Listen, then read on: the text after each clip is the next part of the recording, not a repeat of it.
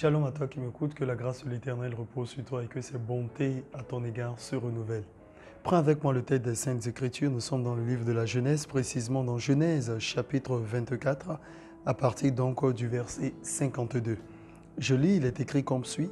Lorsque le serviteur d'Abraham eut entendu leurs paroles, il se prosterna en terre devant l'Éternel.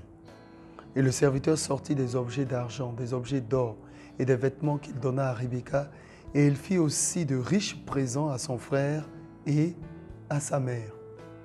Après quoi, ils mangèrent et burent, lui et les gens qui étaient avec lui, et ils passèrent la nuit. Le matin, quand ils furent levés, le serviteur dit « Laissez-moi retourner vers mon Seigneur. » Le frère et la mère dirent « Que la jeune fille reste avec nous quelque temps encore, une dizaine de jours, ensuite tu partiras. » Il leur répondit « Ne me retardez pas. Puisque l'Éternel a fait réussir mon voyage, laissez-moi partir et que j'aille vers mon Seigneur. » Alors ils répondirent « Appelons la jeune fille et consultons-la. » Ils appelèrent donc Rebecca et lui dirent « Veux-tu aller avec cet homme ?» Elle répondit « J'irai. » Et ils laissèrent partir Rebecca, leur sœur et sa nourrice, avec le serviteur d'Abraham et ses gens. Ils bénirent Rebecca et lui dirent « Oh, notre sœur, puisses-tu devenir des milliers de myriades et que ta postérité possède la porte de ses ennemis. » Amen.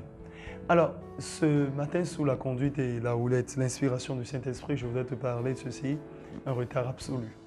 Le retard a très souvent été vu, selon les coutumes, selon les traditions ou selon les personnes, comme un côté un peu négatif de la vie.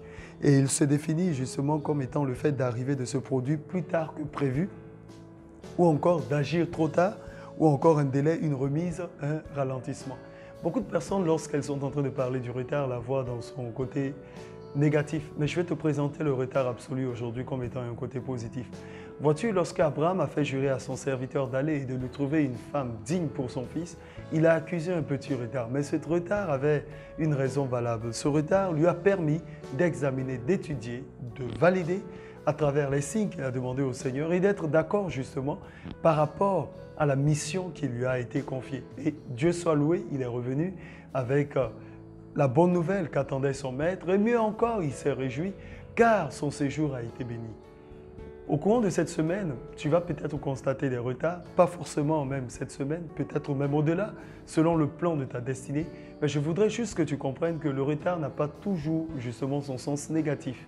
Il y a un côté positif au retard. Il y a des personnes par le passé qui ont été en retard lors d'un rendez-vous à l'aéroport pour un vol et malheureusement, le vol qu'ils ont manqué, justement, s'est crashé quelques minutes plus tard, après le décollage, ou des heures plus tard. Certains sont arrivés à l'aéroport à l'attente de certains amis, de certaines connaissances. Le vol tardait et justement, on leur a annoncé une mauvaise nouvelle. D'autres ont tardé dans leur arrivée et cela leur a été bénéfique. Je connais aussi certaines personnes qui ont dit « peu s'en est fallu, si j'étais là 5 minutes avant, c'est moi qui aurais justement été victime de cet accident. » Que Dieu te fasse comprendre que tout ce qui vient en retard n'est pas forcément négatif.